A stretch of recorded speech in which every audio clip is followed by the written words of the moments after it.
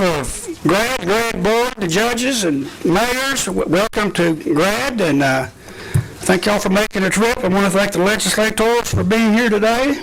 I know this is going to be a busy day, and we get at least a couple of the legislators has to leave here by 11 o'clock.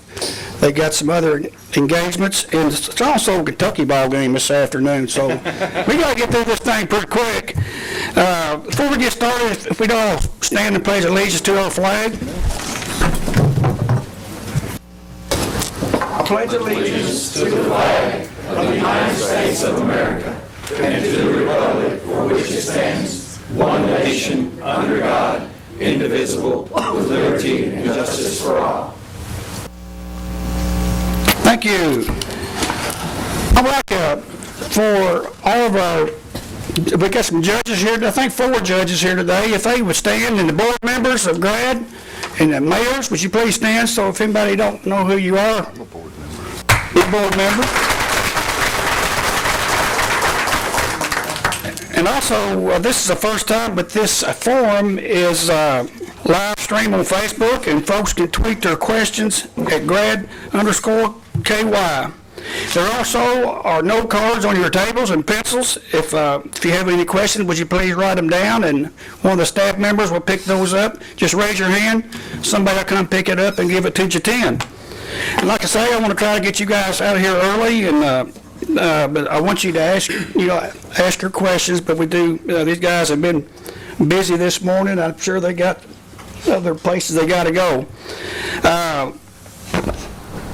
I'm going to call on the legislators for comments, and I'm going to start out first with Senator Bowen, because I know he's got to leave early. And Senator?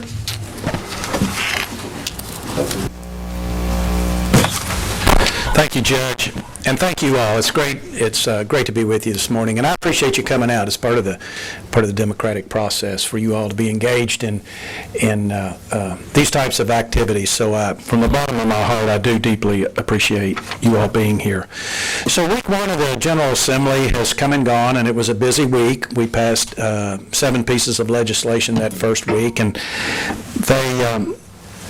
they for the most part, fell within 3 categories. It was either economic development, transparency, protection of life were the primary themes, and then we passed 1 piece of legislation that dealt with restructuring of the University of Louisville's Board of Trustees. And the result of that is that we think that their accreditation is going to be not going to be jeopardized. So that was important for those of you that have kept up with that measure. What I want to do today, just real briefly, and how much time did you? Just a couple of minutes, I guess. Okay, so I'm going to talk about this as quickly as I possibly can, and I can't get it in 2 minutes, but I can maybe give you a broad overview. I live on the corner of pensions and pensions in Frankfort. It seems like everything that I do is pension related. I'm chairman of state and local government, so all the pension issues come through my committee, and I'm also chairman of the Public Pension Oversight Board.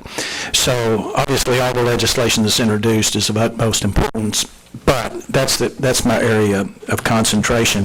What a lot of people don't understand is that the state is actually responsible for 7 different pension systems and 7 corresponding insurance plans. Now, the ones that we hear the most about, obviously, are the state employee pension system and the Kentucky teachers retirement system. So I'm going to focus on that just real quickly to kind of give you an overview of the challenge that we're faced with as far as pensions are concerned. And in my opinion, it's the greatest challenge that this state's faced in probably the last half century. Currently, the KRS, Kentucky Employees Retirement System, is only funded at a 14% level, which means we only have 14 cents of assets for every dollar of liabilities. So you can see that that's a great challenge. Now, the teachers' retirement system, which is also on the radar screen, is in much better shape, but not fully funded or far from it as well. They're funded at a level of about 54%, which means that they have 54 cents in assets of every dollar of liability. So while it's much better than the Kentucky retirement system, it's still challenged. So what are we doing about this? Well, we're doing all we can. And this last budget cycle, now I'm not mentioning the others because under the KRS umbrella is CERS, County Employees Retirement System, and that's all funded locally, and it's my opinion that being part of that umbrella is probably dragging that system down, and I'm an advocate for separating the two, and we'll be introducing legislation to that effect later. But I just want to real quickly focus on these two systems. So what does that mean? What does 14% and what does 54% actually mean in the way of dollars? Well, what it means is that the KRS system has a little over $2 billion on hand, and the KTRS system has between $7 and $8 billion on hand. That's $1 billion is serious money, but the liabilities are even more billions. So we are challenged. We took steps last session to address this. We appropriated $973 million to the Kentucky Teachers Retirement System, which by their own volition was a game changer. People within their own system said that was a game changer for them, and that's a good thing. For the KRS system, we appropriated about $185 million above the ARC, the actuarially required contribution. So we made the ARC payment, and then we appropriated what we call ARC Plus. So that was good. And we also put aside $125 million in a rainy day trust fund to address pension issues in the future. Now, $125 million isn't a lot. I would submit to you this morning, though, that the Republican caucus lobbied for $250 million to be put in that rainy day trust fund to go towards towards pension challenges in the future. But $125 million is where we had to strike a compromise. So we're making steps to resolve the problem, but it's a long, hard slog. Currently, there's a consulting group out of Philadelphia that's auditing all of the systems, and when they come back with their results, it will identify for us what structural changes that probably need to be enacted going forward. And when we talk about structural changes, for those of you that might be retired from the systems, it doesn't mean anything's going to change for you. Even if you're currently working, it doesn't mean anything's going to change for you in all likelihood. But for people hiring on in the future, it could look a little bit different. So we are greatly challenged. We got in total about $34 billion worth of liabilities sitting out there. That's a huge debt to pay. So without going into any more detail than that, that's just a broad snapshot of what that challenge represents. And please know that there's not a day goes by that I don't work on those issues in some manner. Thank you, Judge.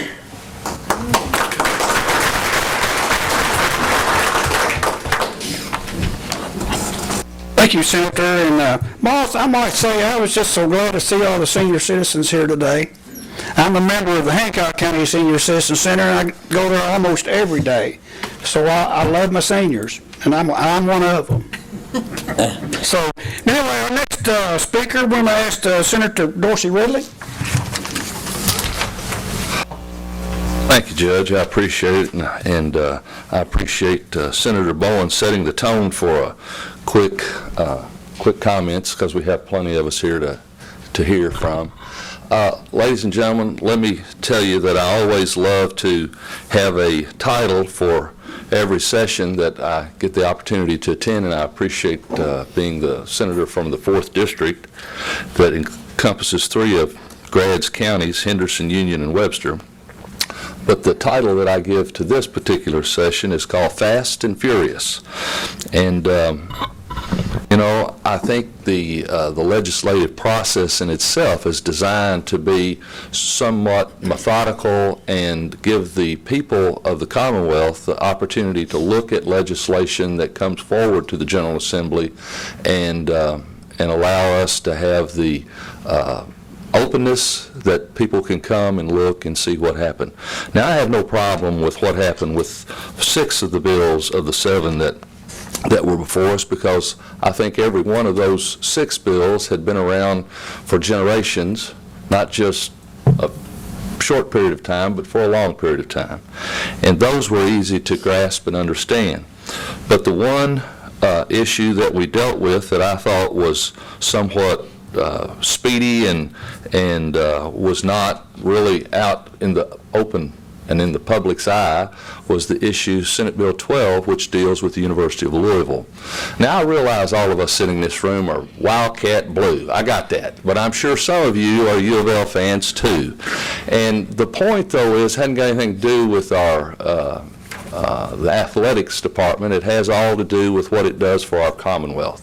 The University of Louisville is a $1.2 billion establishment in our Commonwealth, which spins off all types of research that deals with medical needs and other things that they deal with. It is the Research Metropolitan University of Kentucky.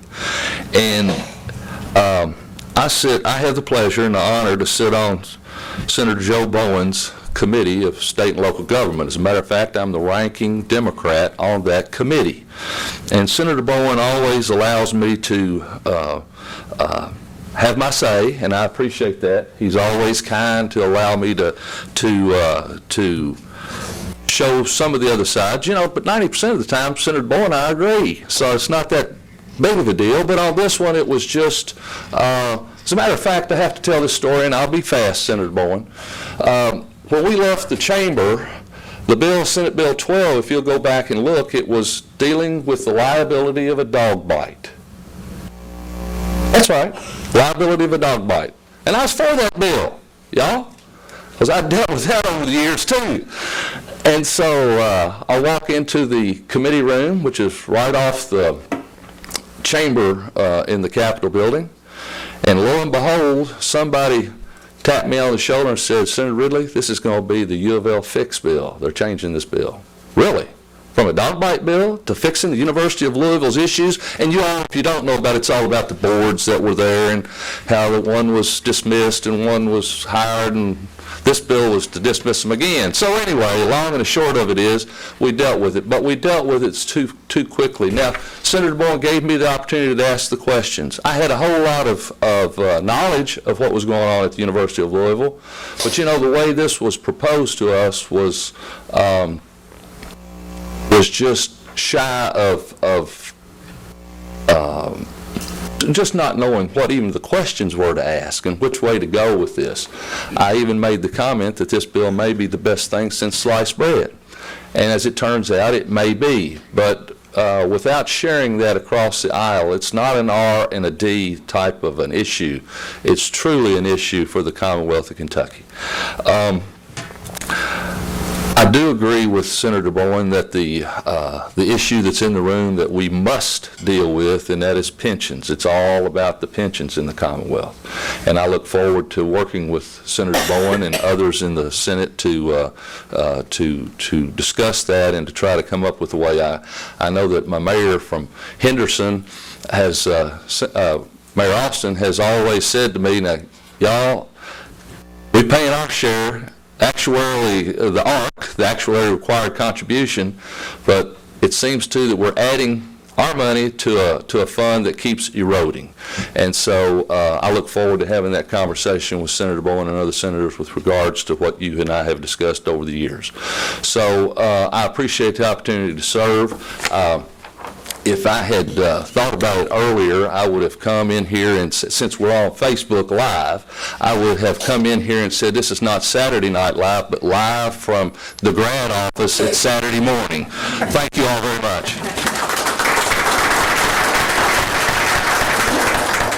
Thank you, Senator Ridley. And now our next speaker is from District 6, Senator C.B. Emery.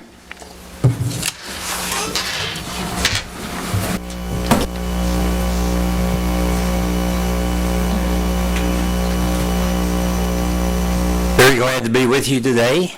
I'm going to cover some of the bills that I'm sponsoring and one that I am co-sponsoring that I was asked to speak on. I'm sponsoring Senate Bill 21, which has to do with allowing terminally ill patients to use experimental drugs that have not yet been approved by the Food and Drug Administration. I had this bill last year. It did not go, but I'm hopeful that it may this time. I have two real good co-sponsors that have joined with me, including the committee chairman. This would allow a person that has been diagnosed by their physician as being terminally ill to use drugs that have passed the first level of clinical studies by the Food and Drug Administration. They have to go through 3. Usually takes 8 or 10 years. So if a drug has passed the first level and the pharmaceutical company is agreeable, the patient can use those drugs.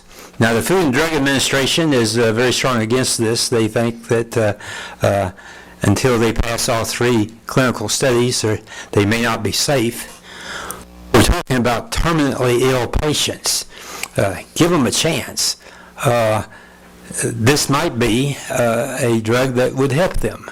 Otherwise, they have no chance. So I'm pushing this bill. Hopefully, it has a chance this year. Senate Bill 38, that is a timber theft bill that I'm sponsoring on behalf of the Forest Association. We're having a lot of trouble with timber theft across the state, probably more so in eastern Kentucky than in my area, but I'm sponsoring it for them. They came to me to do this, and hopefully that bill will create better penalties that will help the enforcement of timber theft. I'm sponsoring, that was Senate Bill 38. Senate Bill 73 is a autocycle bill. That's a new type of vehicle.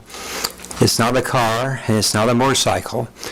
This bill just simply identifies what it is and how it would be taxed and how it could be insured. I had it last year. It passed unanimously in the Senate committee and in the Senate, and unanimously in the House committee. But when it went to the floor of the House, it was substituted for a judicial bill. And it died there. The bill turned out to be a completely different bill with that committee substitute. So hopefully we can get that done this year. I'm sponsoring 2 bills for the Kentucky National Guard. I am a member of the Veterans and Military Affairs and Public Protection Committee, the vice chairman. One relates to death in line of duty benefits for the military. It increases those. That is Senate Bill 81. 82 would allow current and retired members of the United States military and their eligible dependents to use the moral, welfare, and recreational facilities under control of the Department of Military Affairs. I've also been asked to say a few words about Senate Bill 51. That is one I'm co-sponsoring. This proposes a constitutional amendment to amend Section 95 of the state constitution to allow the election of state officers in a different year than we are doing it now. Right now we have elections 3 years out of 4. If this constitutional amendment would pass, we would have elections 2 years out of 4. It would be one less year that we had to deal with elections. This would mean several $1 million, $3 or $4 million more to the state government. It would mean a lot more money to county governments. This is money the state could use for education, social services, pensions, whatever. And of course, county governments could use it in many different ways that they need. Like all bills, there's people for and against this bill, but I think the savings of the money that could be used so wisely elsewhere, and the fact that we would have one less election to deal with every 4 years, I think that is the main factor on this legislation. Glad to be with you today. I look forward to the rest of the program. Thank you.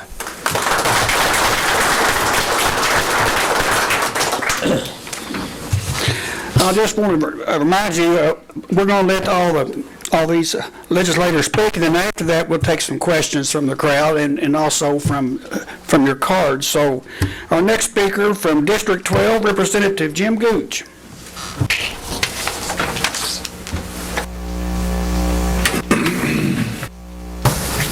Thank you, Judge. Just want to thank everybody for being here today. I have a little bit of a cold, so I'll try to cut my remarks a little bit short. Do want to comment on a couple of things that's been addressed already. Senator Boyne talked about pension reform and all of that, and I can say that, as he mentioned,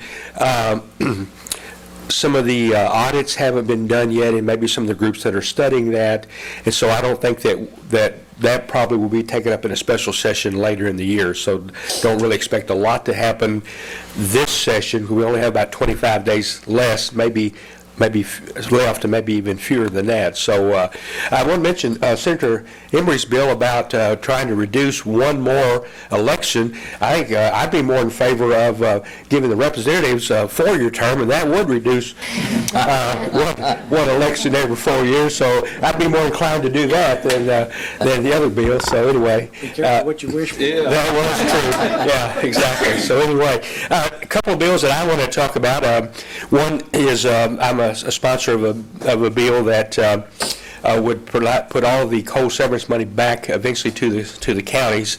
And as many of you know, we had this crazy formula, and it's supposed to be a 50-50 split where 50% went to the state and 50% went back to local counties.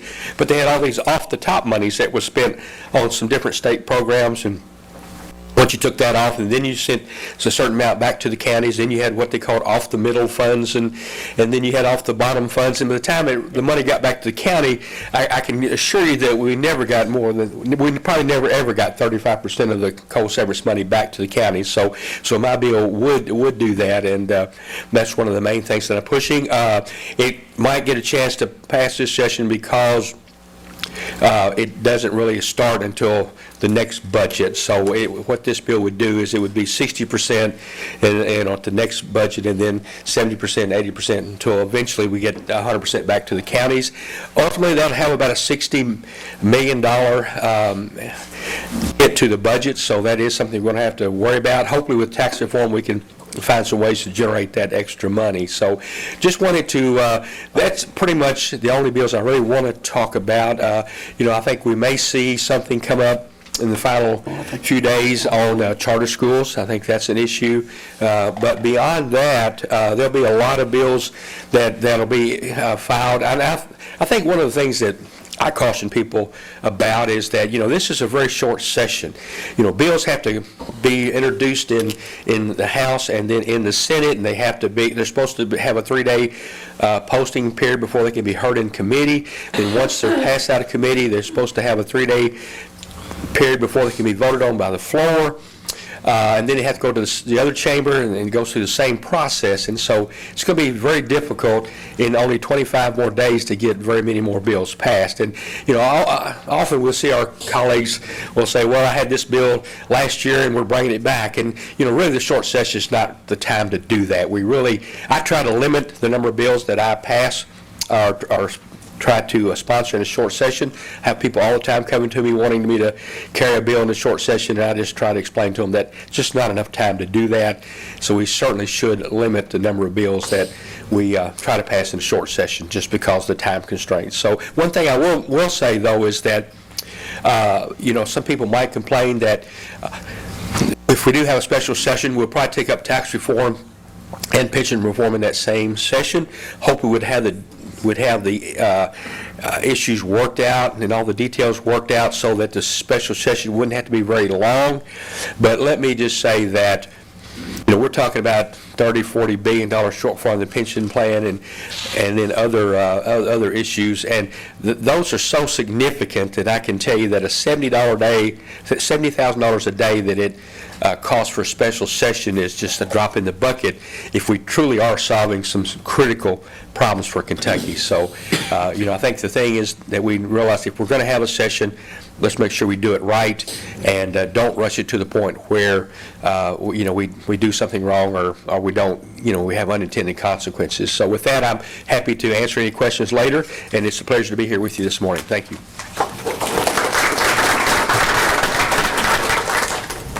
All righty.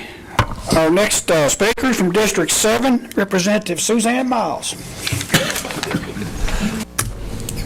What, no insults today? No insults today. Good morning. Good to be with you today. Thanks for coming out. And we've recognized, I think, seniors. We've recognized elected officials. I'm going to recognize my veterans that are here today. I'm happy to see them and their families here today. This is a short session, as has been brought up before. There's a lot of things that have already taken place. We do have 25 working days left to do quite a bit. I think transparency is going to be probably a lot of the groundwork. Senator Bowen has Senate Bill 2. Hopefully the transparency bill passing will help to bring some light on what the items we need to really focus in whenever we start working on the pension reforms and in tax reform also. So those are some of the main items. Another bill, and I guess it really yesterday, I've already co-sponsored it. It's the Blue Lives Matter. It's the hate crime bill towards our law enforcement, and we've got that bill out there. I believe that it will go forward through the House. Look forward to that passing. But whenever I was watching bits and pieces yesterday of some of the riots and things like that, I don't think there's one person in this room that if you really need help, or the first thing you do, and it's recommended to do, is call 911 and ask someone to come and help us. So we've got a fellow in the back right now. He's got his uniform on. He'll come running and try his best to help us. We do not need to put those people in harm's way and not expect to have some support for those people. So we're hoping that bill will go forward. I think it will pretty soon, and my heart goes out to all of our officers and all of our people in uniform that are in danger. So not really anything specific other than I think we've got a lot of people in the room and probably a lot of things on your mind, so I'm going to sit down and give you all the opportunity to ask questions and find out what you all have got on your mind today. Thanks for having us.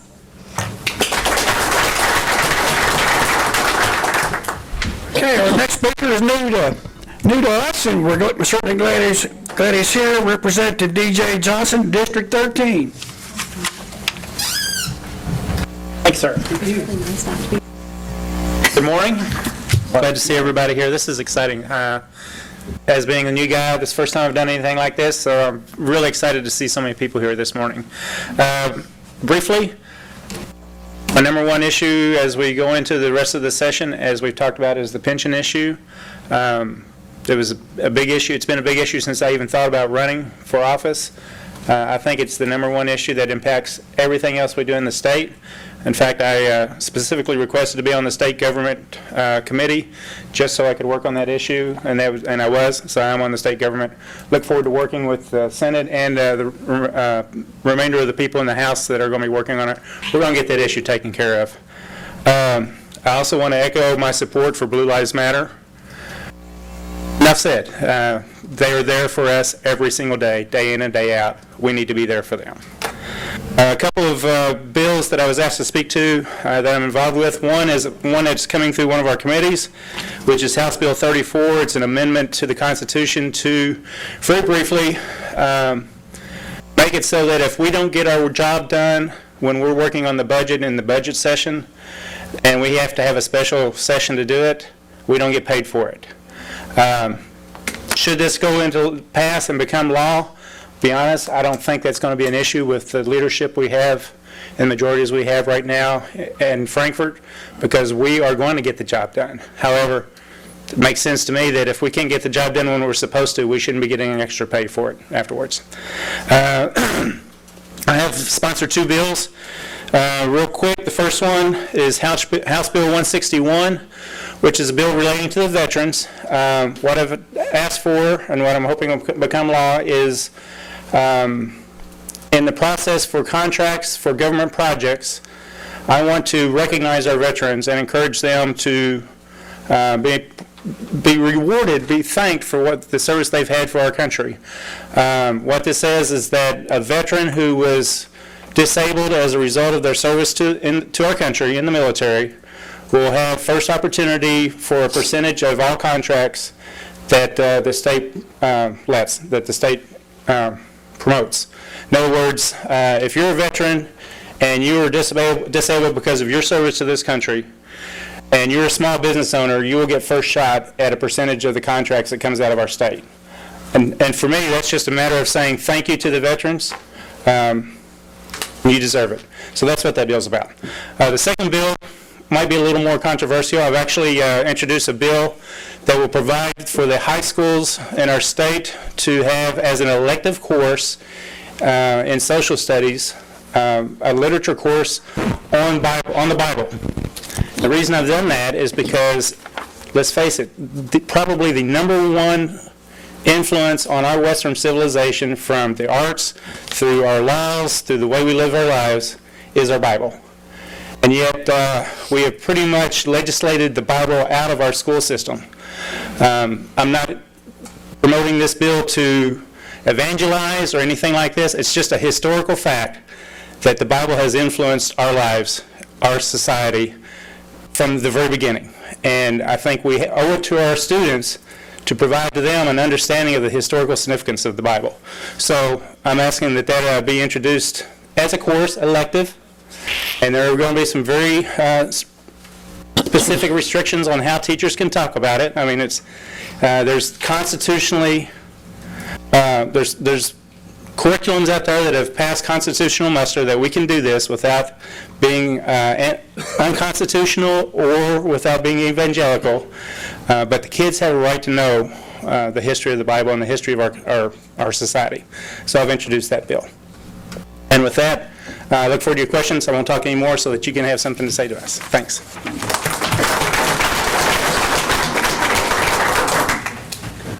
I guess our last speaker before we get into some questions is another newcomer for our area, and we're certainly glad that Matt's here today. And Matt, would you come forward, Mr. Matt Castlin? Well, I'm going to keep mine short and sweet, kind of going last here, so everybody has time to ask questions to the audience, whatever. But, I guess as a freshman candidate that we've been called, I hope next year I can be a sophomore maybe. But it's been exciting. It's been a great experience. It's been very humbling to represent the people in a way, knowing that you're making decisions that affect people's lives. But I've been asked to speak a little bit this morning about House Bill 2, which is something that was near and dear to my heart, and that absolutely got to be the first thing I was able to vote on as a newly elected representative. So that's the ultrasound informed consent bill, which basically requires any lady wanting to have an abortion to have a ultrasound and to be able to hear the heartbeat and see the baby. She can refuse it, but it is offered, and then they have to sign a form basically saying that was made possible. A couple bills that I'm working on right now, co-sponsoring with several people here in Western Kentucky. One is, I call it the aluminum haul bill. Basically, there's a law right now that, allows you to haul overweight with a permit on anything that is related to steel or steel products. And what this bill will do is it'll allow it to be expanded into aluminum. We all know that aluminum in Western Kentucky is a very economical driver, so this will hopefully benefit them and allow them to, be a little more profitable in a definitely a hard time, and make it a level playing field with the steel industry. The co-severance that Jim talked about is something I'm going to be co-sponsoring with him. And then one more that we're looking at is an agritourism bill that, how many of you all go to weddings at Reed's Orchard and all these other places around the county and really enjoy it? Well, there's some laws and regulations out there right now that could really damper them, and these are some things that will help protect them and allow them to, kind of prosper and get away from some of the regulations that are on other types of buildings. So with that, I just want to say thank you all for being here on a 60-degree Saturday, and look forward to your questions. Thank you.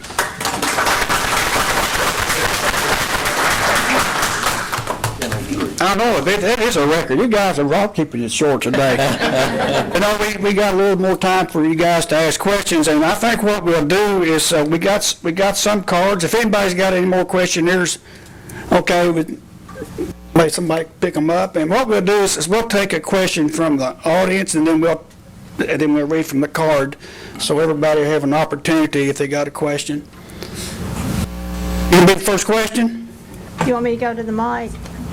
Not necessarily. I think everybody can hear you from here. Okay, first of all, as a mother of 2 Kentucky State Troopers, I appreciate your bill and hope that goes through because they are in a lot of danger right now.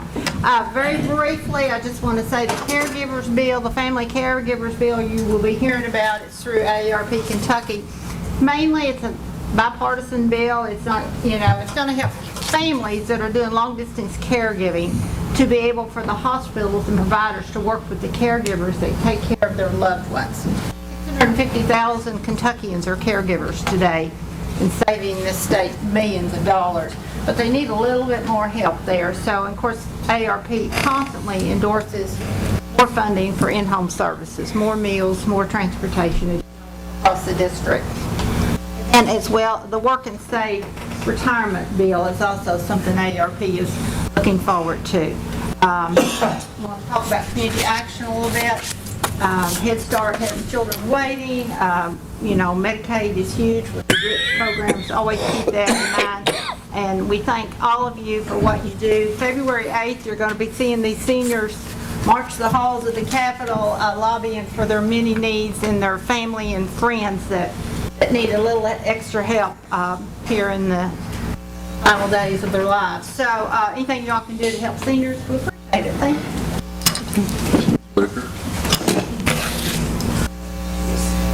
Is everybody in support of that statement? Okay, all right. I think it's, again, good to bring it up. I want to thank you. We got quite a few questions. This is great. The first time ever as far as Facebook, and we got some questions on Twitter and Facebook as well. But I do want to thank join our judge, thanking all the legislators, because I want you to realize this is not the only time we deal with them in 30 days of session, and all year long, they help us on the different projects, issues, programs, and also with you guys too. So, again, thanks for all your time you take. Not just in here, but also in Frankfurt. As far as the questions are concerned, I have about, by the way, any questions anybody asks from the audience, please use microphone, because this is televised on the Facebook, so otherwise they won't be able to hear what's going on. And they are watching, because we got some questions out of that as well. First and foremost, we have about 3-4 questions dealing with the House Bill 103, and they're all dealing with the charter school. Things like, will there be a pilot project? Will Kentucky legislature or charter schools be similar to any other states who already have a charter school? And kind of since they're similar, I'm going to go and read all 3 questions. Why not invest more in revitalization of public schools instead of creating a new system of charter schools? How will the switch from public to charter school system most beneficial to our students? Will there be a voucher program? And, so maybe if anybody would like to address the House Bill 103 of charter schools. I know this wasn't brought up in your comments.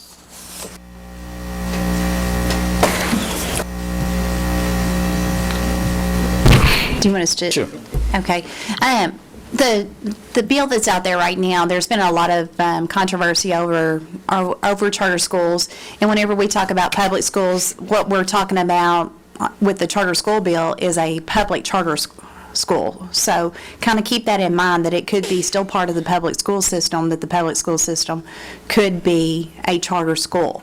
The one concern that I have, we need to figure out exactly what we're trying to fix with this bill. If we're trying to fix Jefferson County schools, Fayette County schools, and the larger urban areas, if they're having issues. But in our local area, we've got some phenomenal schools, not only our public school system, but also our Catholic school systems and our Christian schools and things like that. Well, we need to make sure that we don't harm them. We need to make sure that we don't harm our schools that we're doing well with. I've been in conversations quite a bit with both the superintendents here in Davis County, the superintendent in Henderson County, and also in Union County, to make sure we've got the Innovation Academy here in Owensboro. Any of you all that have not seen that, take an opportunity, go out, look it up, find out what they're doing there, because they are teaching children in a different way. And I'm not going to say it's a right way or a wrong way. It's a different way, and these kids are excited about learning. And that's our main goal, is to make sure that every child that steps foot in a school system or education is excited about being there and is learning how they can be wonderful, productive citizens whenever they're adults. So this first swipe at this bill, I will tell you, whenever it's first come out, there's been a lot of controversy specifically over, transportation issues. There's just a lot of items that have come kind of to the head. So I know Senator Ridley, he refers to a lot of times sausage making in, I'm talking about you, Senator Ridley. Pay attention. A lot of titles.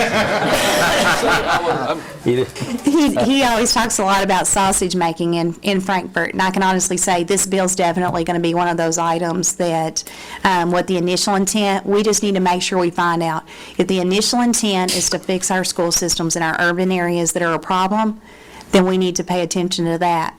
if we need to work on raising the bar in our state for our kids, all of them to have an opportunity for a different type of education than our traditional education, then we need to address that.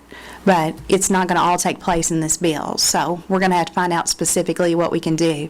As far as a school choice or school vouchers, there's a lot of options on the table, and we're willing to listen to anybody and everybody that has an education and has an input in this. Thank you. Commissioner Gooch? Yeah, thank you. And let me say first that Representative Miles did a good job explaining, her position on this bill, but unfortunately, she called out my state senator, Senator Ridley, and I will not call out the token Democrat on this group here today. So let me just say that with the charter schools, this bill has not actually even gone to committee. So all the questions that were asked will be part of what's discussed in the committee. Of course, there can be amendments to it in committee, and then there can be amendments to it on the floor. So, those are a lot of serious questions about charter schools. But let me just say that charter schools is not some radical idea out there. There are only 7 states in the country that do not allow charter schools. District of Columbia allows charter schools. So, and there's lots of different types of charter schools. And so, this is, Kentucky is kind of one of the few states that don't have some form of charter schools. So I just want people to understand that. There's probably 1 million kids today enrolled in charter schools. And they're probably not all successful, but some of them have been very, very successful with their outcomes. And so just wanted to mention to that, but as we say, we want to make sure that there's probably a bigger need in some of the major urban areas for charter schools, and maybe not so much in rural Kentucky like we have. I think our schools do a good job, and we're in no way trying to do anything that's going to hurt our schools, but we've got to give some of these kids an opportunity that aren't being educated almost at all. So thank you. Thank you. And since we have a delegation, a large delegation from Ohio County, seniors as well as some of the residents, the next question is regarding, based on Jim Gooch's comment, the Democrat gets an Sure. Be cautious now, Jim. You and I grew up in Providence together as, thank you very much, as Democrats. As a matter of fact, Jim took the House seat that he enjoys now. I gave it up because I was rearing 4 small children, and I was in for 4 terms, 8 years, and had to go home take care of my family business. But let's get back to the question at hand. That's charter schools. My reason for being involved in the legislative process and having the opportunity to serve is simply for public education. Public education is I believe, is what will raise the tide of all Kentuckians. Thank you. Will raise the tide and give those students the opportunity of the American dream. And I think that's what is the key component to that what we do. And as a Commonwealth, that is the main thing we do. If you simply look at our budget, we spend nearly, over 50% when you include higher education on educating our public. That's both elementary, secondary, and higher, as well as workforce development. And when I first started, before Jim, as a Democrat, we actually spent 66% of our state budget. So it's eroded. So, ladies and gentlemen, that's the reason why I sit here, involved, is simply for public education. Thank you very much. Thank you. I might add something.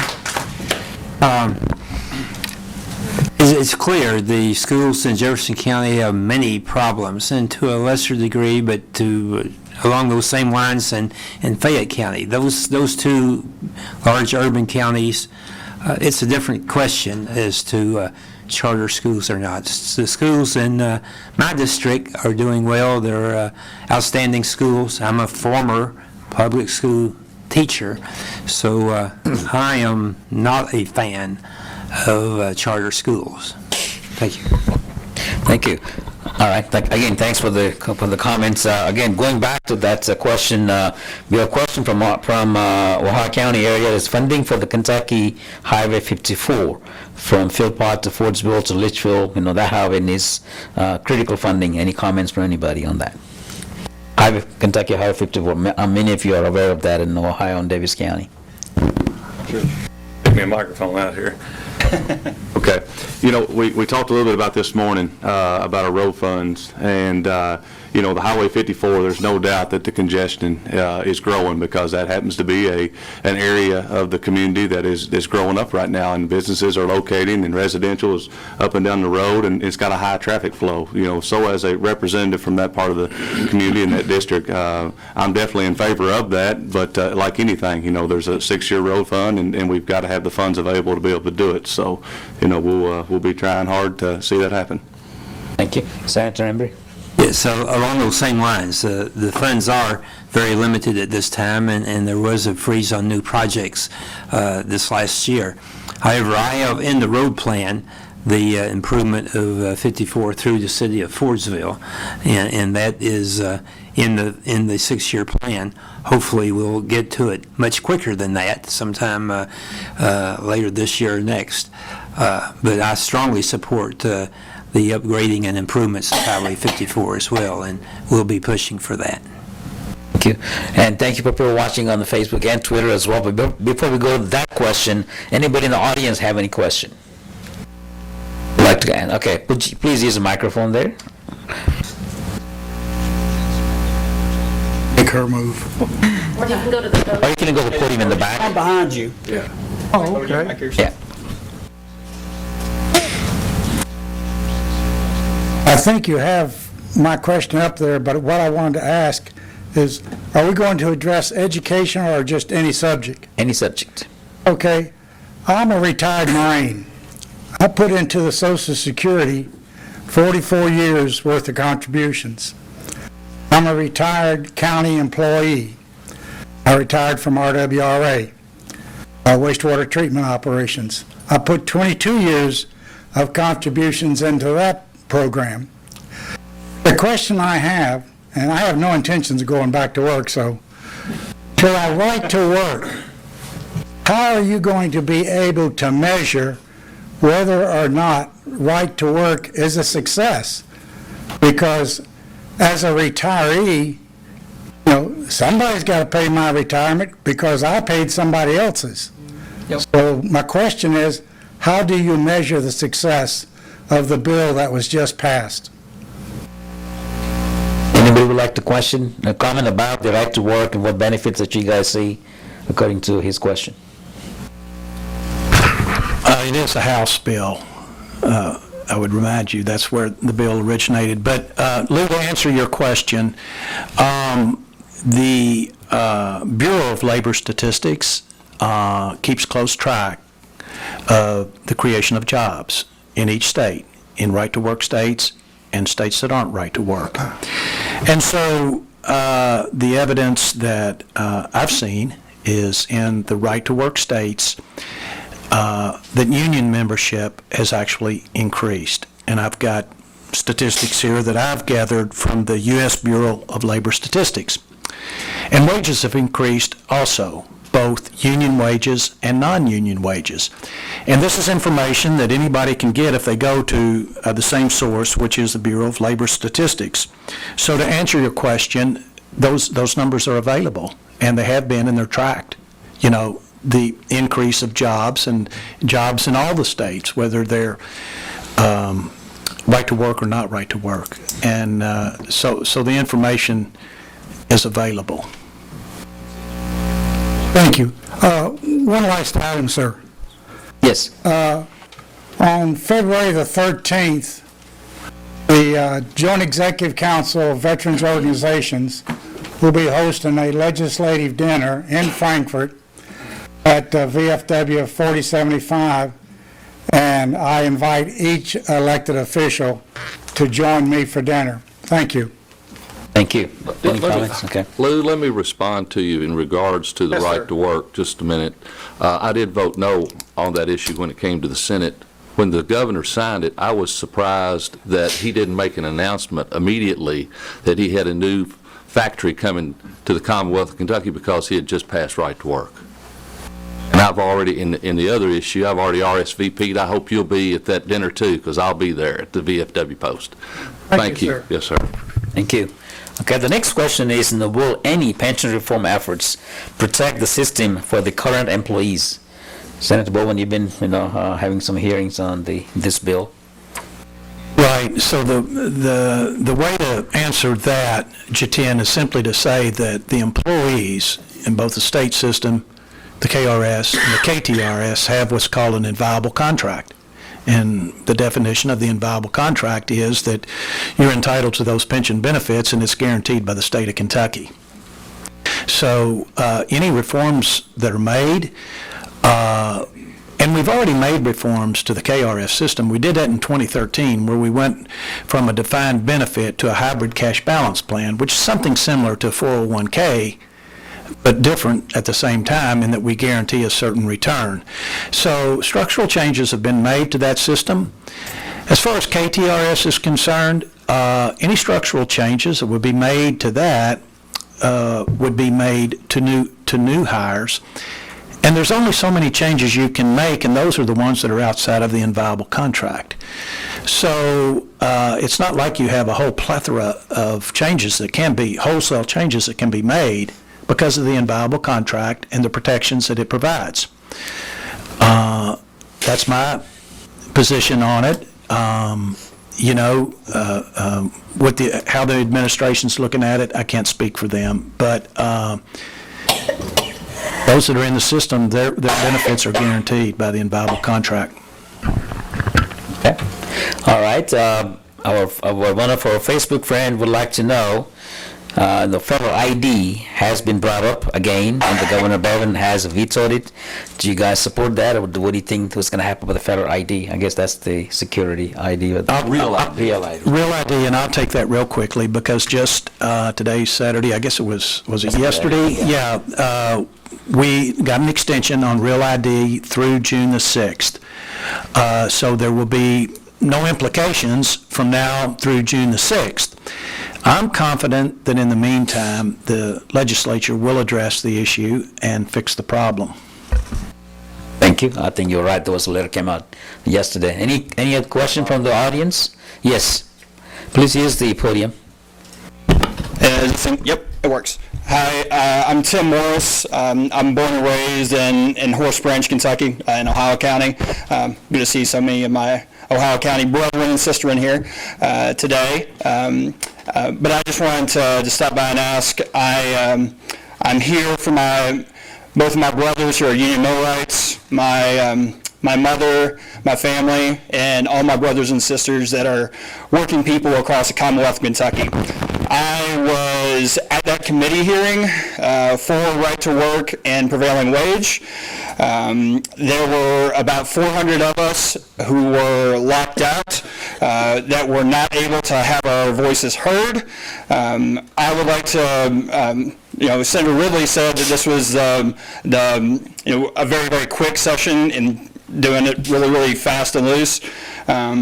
And I just would like to know why, why our voices were not able to be heard in that committee meeting the room was booked by Americans for Prosperity for breakfast that same morning, just right before that committee meeting, and they did not let us in. The doors were locked, and there were several committee rooms that could have been used for that same committee meeting.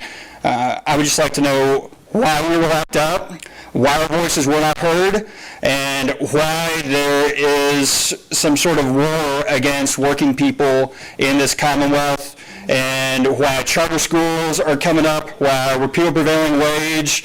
We're going to bring in so many workers from out of state and illegal aliens that are going to come in here and take the jobs of so many of our people. I would just like to know why there's a war on the working class people of Kentucky, and why the working people of Kentucky who pay the tax dollars that fund our capital were shut out. Thank you. Matt? Yeah. I'd like to make a comment on that. I voted no on both of those measures, but I want to make this comment. It is law now. There's nothing we can change about it. So as a tradesman myself, as a guy who crawls under a welding helmet, every day that I go to work, it's time now that we realize that, we are a dying breed. There's less and less working people today in the community. So, let's put the right to work and stuff behind us now. and let's move forward and say, you know what, we provide value to the workforce. Let's go to work, let's do our job, and let's prove to people that, they should continue to employ us because of value that we bring to the table. I just kind of wanted to add that comment in there because, like I say, there's a lot of discussion going on about it, but now it's time that we just, grab the bull by the horns and move forward. Thank you. Yes. Let me just say that, there's been a lot of talking points that were presented here today, and that's really pretty much what they are, is just talking points. There is no war on workers in Kentucky, and I wouldn't be a part of that. I mean, I was a former union member myself. But let me just say that I think what this Right to Work bill will do, it will hold the unions accountable to their members, to the rank and file members. And, there is a reality out there that in many cases now, the organized labor is big business. And in many cases, the union itself is actually larger than the employers that employ their members. And I'm not convinced that some of those folks that are in power really have the best interest of the rank and file workers at heart. They're worried about three things. The first thing is numbers, which equates to dues money, which also equates to political power. And if you don't believe that, go check and see how many times Rich Trumka was winded down at the White House. So they've been much concerned about dues money, numbers, and political clout, and now they're going to have to be accountable to the members. And I think that's a good thing for the rank and file workers. I really do. Thank you. Thank you. Talking about the workers, there is a question for Senator Bowen. It says, what was the catalyst for the Senate Bill 3? Pension transparency, right? Okay. Prevailing wage, I think. Senate Bill 3, pension transparency. What was the catalyst? Well, you all are providing the funds for legislators' pensions, so should you not know what legislators are earning in the way of pensions? And quite frankly, we've got a system in place that is that I'm in disagreement with, where you can take your years of service and then add that to your 3 years of state income. You go from being a legislator into some other job that your pension is provided for by the state of Kentucky, and you get to use those high 3 years of income, and you get to weave in your years of service in the General Assembly. So, you've got, in my opinion, an inflated pension system that the taxpayers are footing the bill for. So what this simply did was said, you know what, if you're in the General Assembly, the people have the right to know what your pension benefits are. And it's transparency. And if the government should be about anything, it should be about transparency. It's your government. You ought to know what's going on, and you ought to particularly know what's going on in your subdivisions of government. That's where the biggest challenge is. You can get the information that you need from your general government, but there's a lot of subdivisions of government, and that's where it gets really clouded, and that's where you have a hard time getting the transparency that you need in knowing what's going on in all these subdivisions of government. Question? Yes, Senator. We had tried that bill in the past. It had never gotten through the House of Representatives. They had not heard it in committee. However, this year, the transparency bill did pass. Only one person in the General Assembly voted against it. As Senator Bowen says, citizens have the right to know what our legislators' pensions are, since they pay part of that. They match what we put in that's deducted from our checks. So we felt that was an important bill, transparency, letting people know that information. Now, personally, when we went from 5 years to 3 years in 2005, I did not vote for that, and I have co-sponsored 2 bills to do away with the legislative pension system. I don't think we should have that. And I'm working with Brian Linder in the House right now on possible legislation to again look at that situation. I've talked with the governor. He tells me if we could pass a bill doing away with the legislative pension system, he would sign it. So hopefully in the next year or 2 we can address that. Thank you. Thank you. Yes, Suzanne. I think one of the biggest things that, the message that we were trying to send with the legislative transparency is we started with ourselves first. That was the most important thing, that a lot of the things that we keep talking about, the transparency of all the retirement systems and things like that, we just felt like we needed to start with ourselves first so that you all could see what ours were.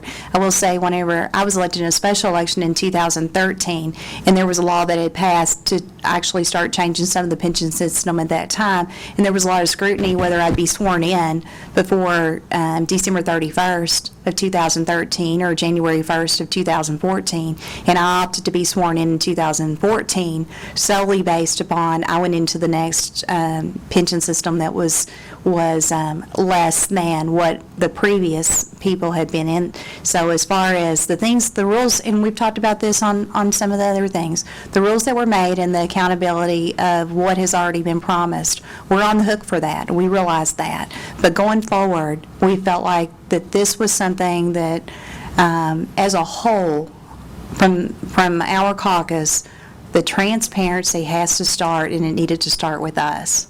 And we did that. We did that. We've put that out there so you all can see. I know several of you all probably saw the article in the paper, just kind of cherry picking a few different pensions, and you look at those and look at them all so that you understand what's going on and how the money's being spent, because it's your money. It's your money that you're paying. So.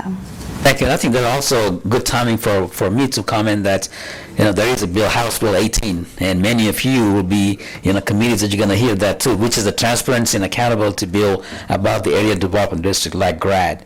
And our judge executives, our executive committee and board has looked at that, and we support that because we strongly believe that we are protecting and working using the public tax dollars, and we have to be more transparent and accountable. So from our side, we support that, and we will also help any help you can get on that bill as well. Yes. I am chairing the meeting, but he's chairing right now, so I just got a couple comments before we get back, and one of them was one of the bills that Matt talked about, and aluminum for trucking, to raising those limits up to 120,000 pounds. Believe me, I love aluminum. It's what makes our county grow, but I think you're getting into a dangerous situation with that. Those roads were only built for 80,000 pounds, so when they're tore up, the taxpayers got to pay that. It's on a per axle base, though, when you read the axle weight limits. And that's true, but I think you should consider the roads, the narrowness of the roads. Like in our county, we got our eastbound lanes are narrow, the same roads our buses are traveling on. You got a truck, and some of the trucks ain't the best trucks in the world. I see them come through there, and to stop 120,000 pounds is almost impossible. So I just think that needs to be considered when you do vote on that. Don't get me wrong, I love aluminum, and I'd like to help them, but we also have got people that travels those roads too, and I don't want them to be dangerous. Second comment I'd like to say is about the right to work. I yet have seen where it's done anybody any good. Every state around us, I keep a close eye on Indiana. I have seen nothing come in there. Nobody has ever told me of any company that didn't locate in Kentucky because we wasn't right to work. Nobody can answer that question. And thirdly, I don't know how this is going to work, but can you imagine that new employee going to Alaris and says, I don't want to be part of the union. In the break room, what's that guy going to feel like? What's it going to be like for him? Anyway, that's my two comments. Thank you, Judge. Any response? Okay. All righty. Thank you again. The next question, I think it was brought up in some discussion earlier, but will the bill to change governor and statewide election to presidential election years, will it pass? Any opinion, any feelings about that bill? That's a constitutional amendment. We would have to pass it, and it would then go to the people 2018 on the ballot for the people to pass. So the citizens would also have to agree to that. Will it pass? I have no idea. You know, it's hasn't yet been discussed. We have really 23 days. The last 2 days are veto days. So it's among the many things contending for consideration. All right. The other, there has been a rumor that there will be savings of the next session for about 4 or 5 days, so that could be utilized for the special session. Is that true, or is that a discussion, or? That rumor has finally come full circle. I started that rumor. I'm glad to hear it.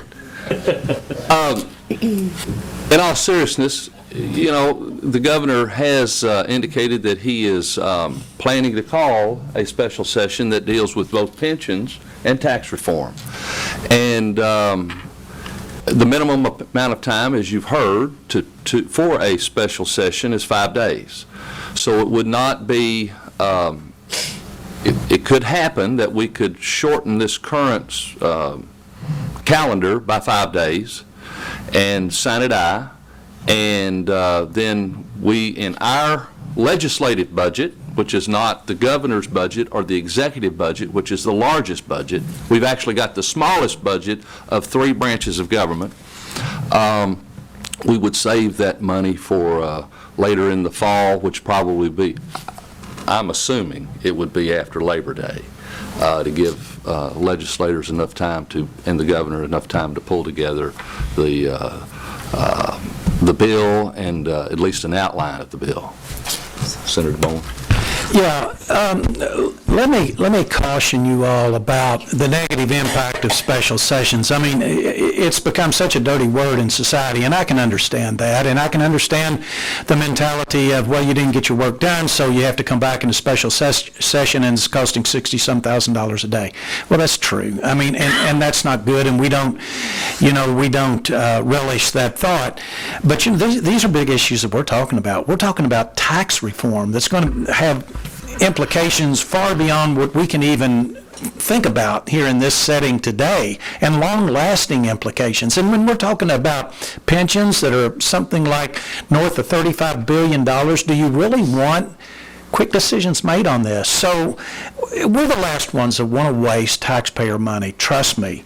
But the connotation of a special session being so bad and so negative, I would caution you to rethink about that a little bit when we're going to deal with these issues of such magnitude. The last thing we want to do is rush to judgment on 2 of the biggest issues that this state's faced in the last century. So we need to do it in a well thought out and professional way. And if it takes 5 days, great. But if it takes more, it takes more, because these are big, important issues. And what the cost of it would pale in comparison to the cost of the issues that we're actually facing. So trust me, I'm as fiscally conservative as anybody in this room, but we don't want to make snap decisions on these 2 big overarching issues that this state's facing. Thank you. Thank you, Senator. Senator Embry has some more comments. Yes, I have not heard that rumor, and I don't think that's going to happen.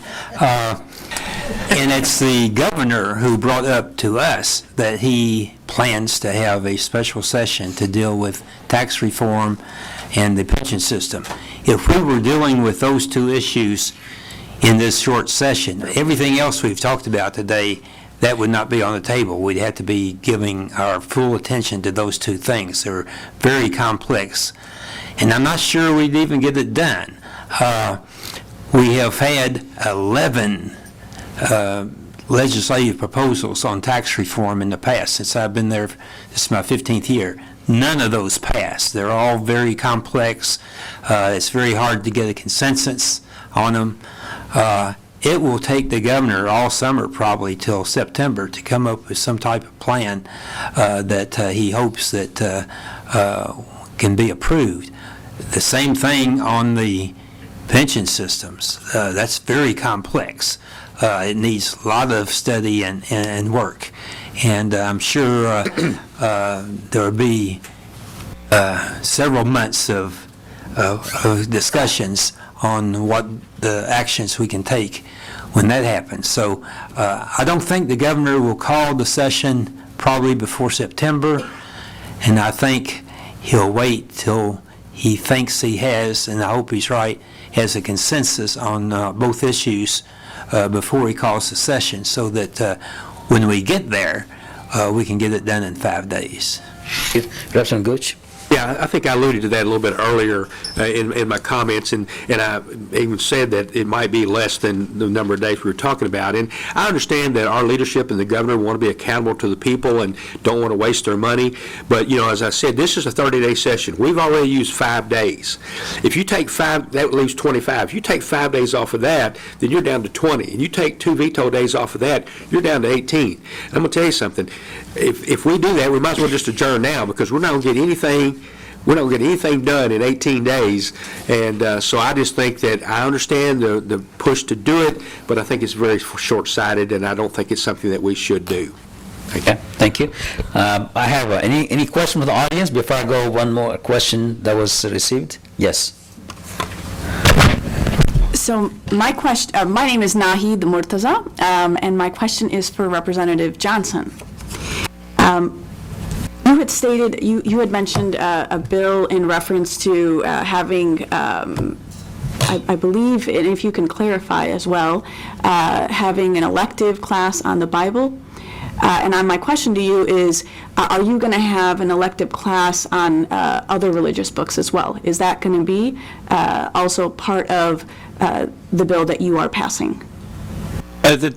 The other religious books that you're talking about is not included in that bill. I don't have anything against doing that.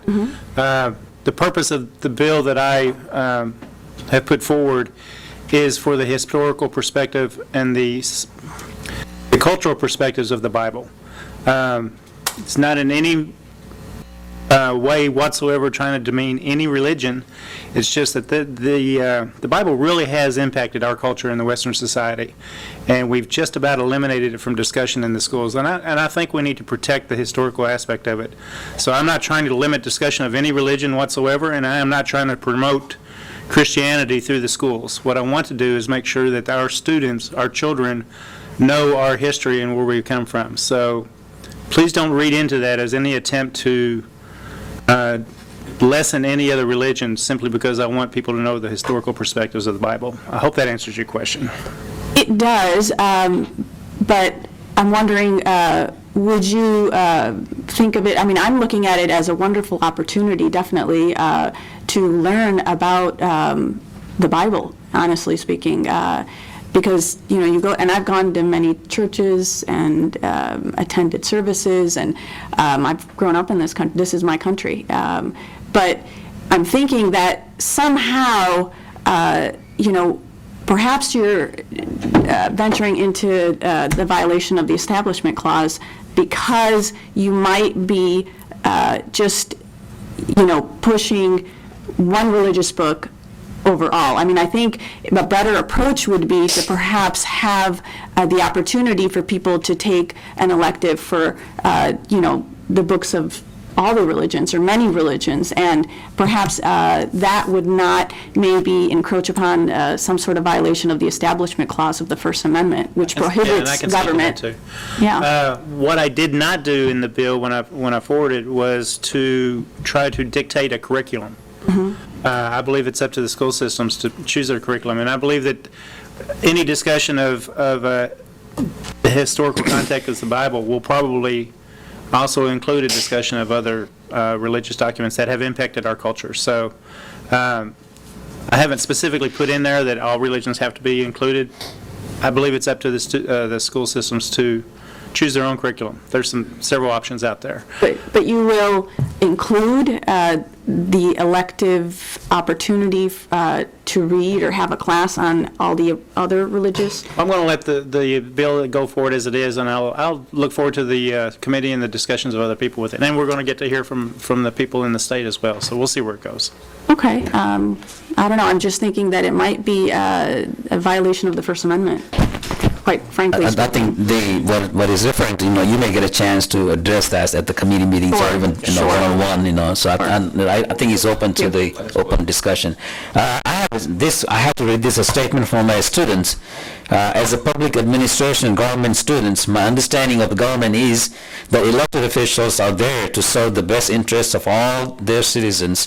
Based on the bill passed, I believe it is fair to conclude that this body is more concerned with the stripping away rights of women, workers, and poor people, who among us prepared to file and vote for the statewide adoptions of the Uniform Residential Landlord and Tenants Act, and also an anti-discriminatory bill to protect our poor and LGBTQ citizens. And I guess there was a statement to kind of remind the body what this person is thinking about it. Okay, any other question from the audience? If not, yes. Good morning. My name is Sylvia Coleman, and when I stand to ask questions, I usually say that I am a private citizen. I'm Justin's mother and Waylon's wife. So I'm going to follow that precedent this morning. Thank you all so very much for coming into our community so we can engage in conversations that are very much important to our livelihoods. I also want to commend you all on your effort to pass a bill where your pension is concerned, because you're right, transparency is important. We're supposed to know how much you're making, because a lot of us go to work and we're underpaid, and pension and benefits aren't options. And so a gentleman asked a question about the work to right bill that was right to work bill that was passed, and one of our legislators said in so many words that we should just get with it, show up to work and be the best people that we are. Well, I'm one of those people who goes to work every day, and I go above and beyond, and I know a lot of people who come to see me for the services that I provide to do the same thing. And so I'd like to say that it's not good enough that we're told as citizens that we need to get with it or get over it. No, we have seen bills or laws repealed in our state, in our country. No matter where you stand on health care, Connect works for some people. We no longer have Connect. Prevailing wage was a norm. We just voted to repeal that. And so the legislator who said that these are talking points, politics are about talking points, but policies should not be about talking points. And so when we're addressing women's rights, workers' rights, issues that affect poor people, I think that it's incumbent upon you as people who are there to serve our interests, whether we voted for you or not, to do the right thing by all of us, not just those who have access to the room because they're bringing breakfast. And so I'm going to ask, again, who among you is willing to do all the important work that you're doing? You know, all the talk about pensions is good. But let's ask the average worker, do you have a pension? So in the meantime, while we don't have a pension, there are things that affect our lives and the lives of our children, like charter schools, like the right to get a real ID. Not all of us travel, but some of us do. Like an anti-discrimination bill. Seems like we are taking pride in our state to wave that it's okay that our religious freedoms go first. I'm a Christian, I'm a Catholic Christian, and I have made the choice to send my child to Catholic school because I can afford it. Because it's important to me that my child understands what my faith is. But that should not impose on any child in Catholic school whose parent is not a Christian, whose parent has chosen not to be a believer, for whatever reason, what we choose to believe. Religion is a choice. And for some reason it's protected. I'm not slighting religious folks, but it is a choice.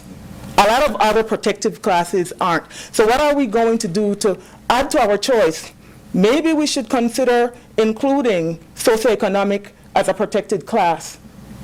More than half of the children in our counties are on free and reduced lunch, which means we have a poor people's problem. So are we going to commit ourselves to doing one thing for our citizens by adding socioeconomic as a protected class? And after we do socioeconomic class, I'll come back so we can have a discussion on LGBTQ people. Thank you. Thank you, Sylvia. Okay, thank you. Great comments. Some of the questions have been covered in the past, and so I believe that is getting to the 11 o'clock time, so I'll turn it over to the chairman. Very good questions and good conversation, and I'd like to thank all the legislators for being here today, and thank you guys for making the trip. And with that, we are dismissed, and everybody can have a safe trip back.